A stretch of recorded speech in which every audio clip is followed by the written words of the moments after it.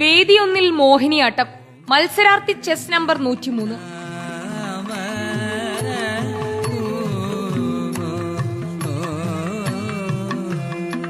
ഓമനത്തിങ്കൾക്കിടാവായി ചുവടുവെച്ച മിടുക്കിയാരെന്നറിയാൻ കൗതുകം. അവിടെയാണ് കഥയിലെ ട്വിസ്റ്റ്.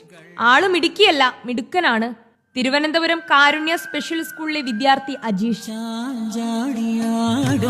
മയിലോ മൃദു പഞ്ചമം പാടും കുയിലോ.